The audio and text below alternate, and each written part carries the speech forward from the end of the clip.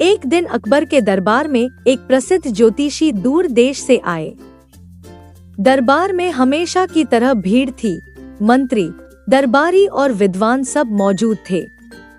ज्योतिषी सौरमंडल और पृथ्वी की बनावट पर ज्ञान बांट रहे थे। अकबर ने उत्सुकता से पूछा, अगर पृथ्वी गोल है तो क्या कोई व्यक्ति एक ही दिशा में चलता रहे तो दोबारा उसी स्थान पर लौट सकता है? ज्योतिषी ने सिर हिलाया। सिद्धांत के अनुसार हाँ, यह संभव है। अकबर ने फिर सवाल किया, तो असल में ऐसा क्यों नहीं होता? ज्योतिषी ने समझाया, राजा साहब, रास्ते में समुद्र, पहाड़ और घने जंगल आते हैं। कोई लगातार सीधी दिशा में चल नहीं सकता। अकबर बोले, समुद्र में जहां चला सकते हैं, पहाड़ में सुरंग बन सकती है और जंगल हाथियों से पार हो सकते हैं। ज्योतिषी मुस्कुराए, बिल्कुल सही, लेकिन तब भी यह आसान नहीं होगा। क्यों? अकबर ने पूछा। क्योंकि पूरी पृथ्वी का चक्कर लगाने में कई साल लग सकते हैं। कितने साल? क्योंकि पूरी पृथ्वी का चक्कर लगाने में कई साल लग सकते हैं।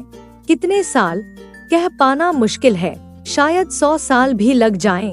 अकबर ने दरबार की ओर देखा। हमारे मंत्रीगण जरूर इसका उत्तर जानते होंगे। मंत्री बोले, शायद 25 साल लगेंगे। 50 साल से कम में नहीं होगा। मुझे लगता है 80 दिन। इसका हिसाब लगाना बहुत कठिन है। अकबर ने देखा कि बीरबल अब तक चुप थे। बीरबल, तुमने तो कुछ कहा ही नहीं। बीरबल मुस्कुराए, हुजूर, मैं तो यही सोच रहा था कि पृथ्वी की परिक्रमा में वाकई कितना समय लगेगा। और कुछ अंदाजा लगाया तुमने? अकबर ने पूछा। बीरबल ने शांत स्वर में कहा, जी, लगेगा केवल 1 दिन। दरबार में खलबली मच गई। अकबर हैरान रह गए। 1 दिन? बीरबल, मजाक मत करो। इतने बड़े देश को पार करने में ही कई दिन लग जाते हैं। बीरबल ने शांति से उत्तर दिया, हुजूर, अगर कोई सूरज की गति से यात्रा करे, यानी जैसे सूरज 1 दिन में पृथ्वी का चक्कर लगाता हुआ प्रतीत होता है, तो व्यक्ति भी 1 दिन में पृथ्वी के चारों ओर घूम सकता है।